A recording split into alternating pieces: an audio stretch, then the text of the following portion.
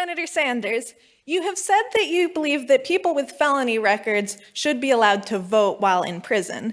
Does this mean that you would support enfranchising people like the Boston Marathon bomber, a convicted terrorist and murderer?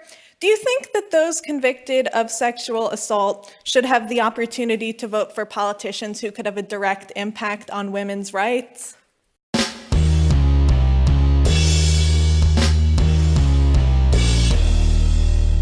How's everybody doing? My name is Anthony Brian Logan, and today we got to talk about what you just saw, which was a young lady at the Bernie Sanders CNN town hall from last night asking Bernie a very important question.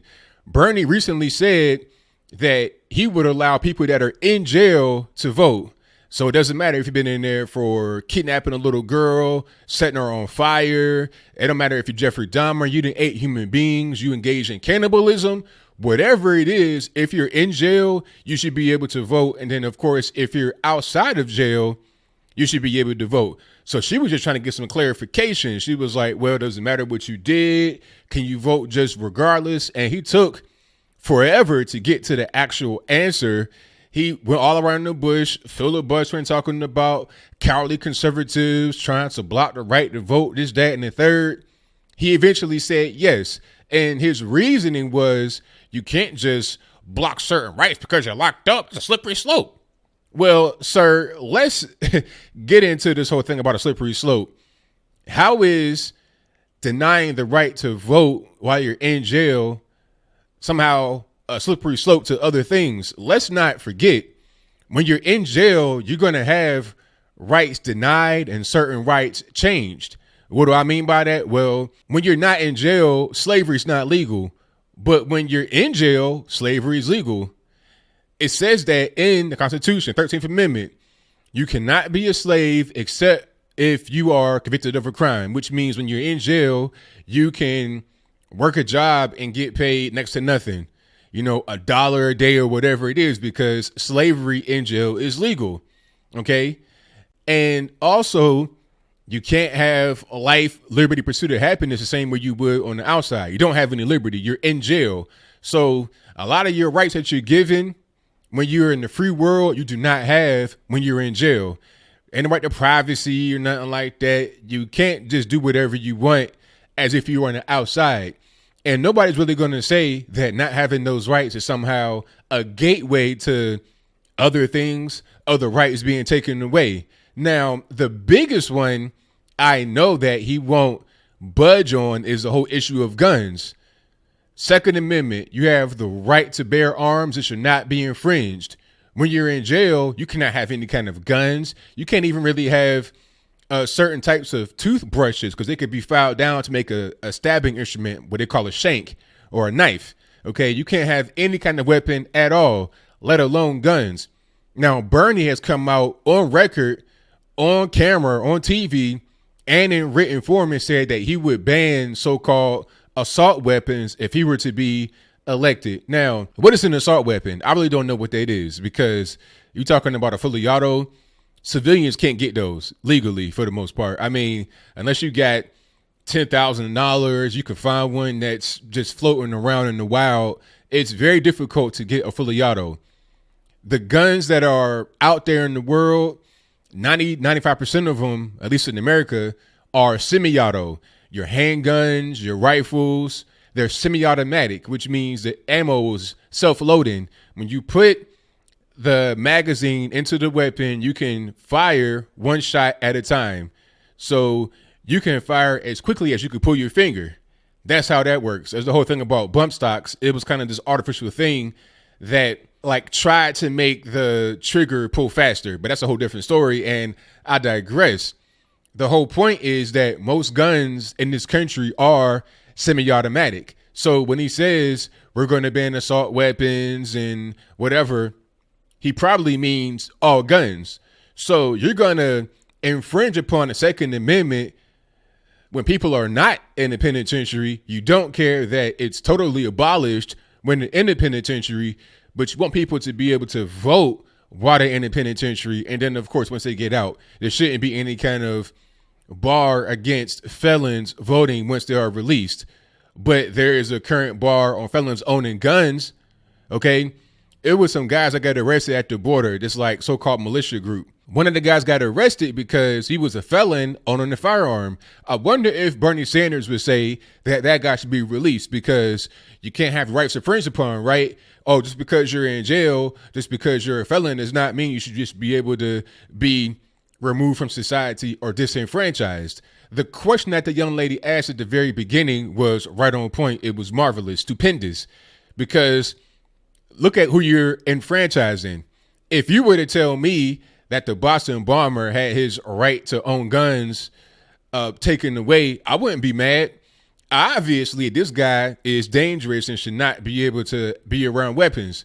Okay, you didn't kill people. You set up bombs all over the place. You're a terrorist. Like, if you were to come to me and say, hey, this terrorist got locked up in Gitmo, and once he comes back, he's going to come to the U.S. He's a U.S. citizen. For some reason, he just was in Gitmo. So would you allow him to have guns? I'd be like, nah. I mean, he's a terrorist. He already killed people. So why would I let him have guns? So Bernie would not disagree with that. He would be like, yeah, you're right. He will also say, if you got locked up on a DUI or something and it was a felony and you come home, you shouldn't have guns either. I disagree with that. Okay. I think you should be able to petition to get your gun rights back if you're a felon. And you should also be able to petition to get your voting rights back if you're a felon. Petition being the key word, which means it'd be on a case-by-case basis. It'd be up to a judge and a series of things you got to be able to do and steps you have to take in order to make that happen. It shouldn't just be automatic. Oh, you got your guns back, automatic. Oh, you got the right to vote back. And you definitely should not have the right to vote in jail. As I close, I want to say this. This is no more than the Democrats trying to drum up some more support, some more votes. They know that their base is dwindling. So they're trying to get votes wherever they can. It doesn't matter if it's a pervert, a murderer, somebody that is in there for a big time white collar crime, Ponzi scheme, $1 billion plus. Let everybody vote, even if they're in there for voter tampering. I wonder if Bernie would allow a naturalized citizen that came from Russia who was locked up on voter, what they call it, engineering, election engineering, or meddling with the election, including with the Russians. I wonder if he would allow them to vote while they're in jail. I mean, how does that make any sense? You got somebody in jail for tampering with the election, but you letting them vote still? It's ridiculous. And I got to add one more thing. The Democrats want to talk about all this voter suppression that the Republicans are doing. What voter suppression? Saying that you got to have an ID. An ID is required in everyday life. How can you say, oh, because a lot of black folks don't have ID, then that's somehow voter suppression? I mean, a lot of black folks are on some kind of welfare. At least 1/4 of all African Americans, quote unquote African Americans, are on some form of government assistance. 1/4, 25%, 1 out of every 4. And you got to have your ID to get that. You can't just walk into the welfare office and say, hey, give me some food stamps. Give me this, give me that. You got to be able to prove who you are. You might need birth certificate. You might need social security number, all that. You got to have all these forms of identification to be able to get welfare, to be able to get WIC, EBT, TANF, child support, etc. Section 8. But to go vote, you can just say, hey, I'm Howard Hankerwitz and no ID, no nothing, and vote. Voter ID is a thing that protects the vote. It prevents you from being disenfranchised. It does not disenfranchise you.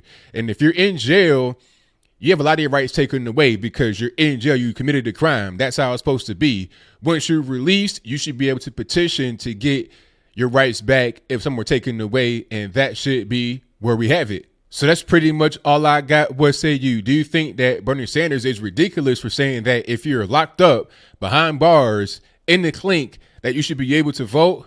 I mean, I think so, obviously. If you think so, please let me know in the comments below why you believe that. If you don't think so, let me know in the comments below. I think it's pretty clear.